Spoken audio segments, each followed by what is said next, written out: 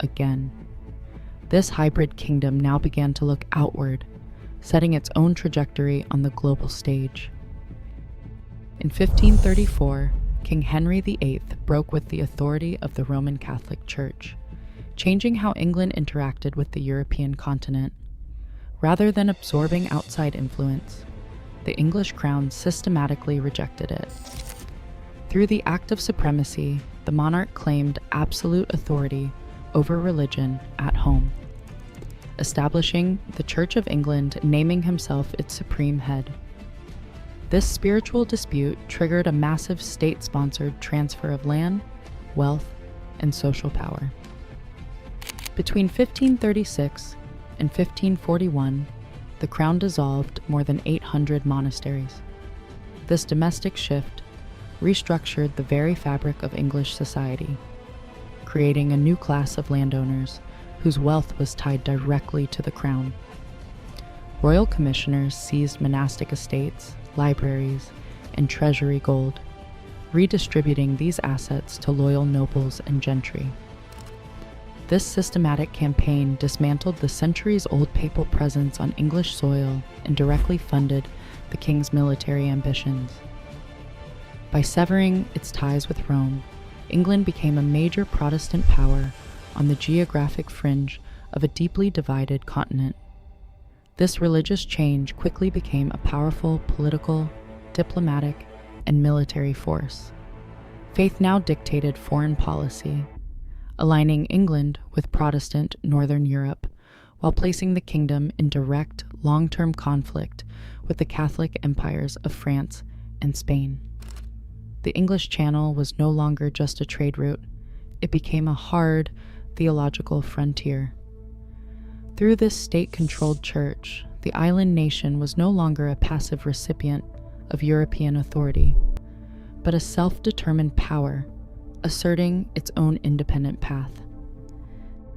In June 1628, the English Parliament challenged unchecked royal rule by presenting King Charles I with the Petition of Right.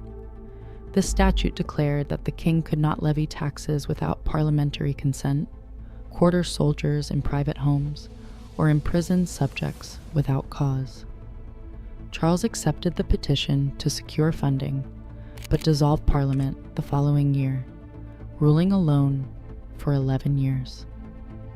By 1642, this constitutional dispute escalated into the English Civil War, pitting royalist forces against the parliamentarian New Model Army. After years of fighting across the country, the parliamentarians captured Charles I, tried him for treason, and executed him on January 30th, 1649.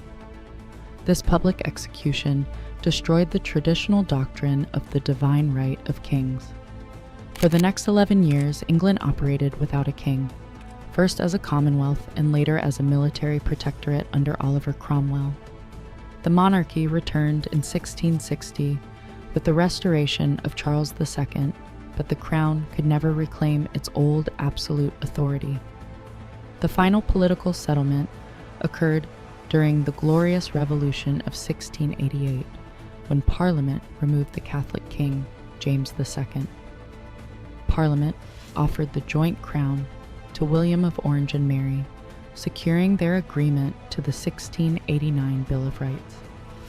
This landmark statute hardened parliamentary supremacy into law, preventing the monarch from suspending statutes, levying taxes, or keeping a standing army without legislative consent.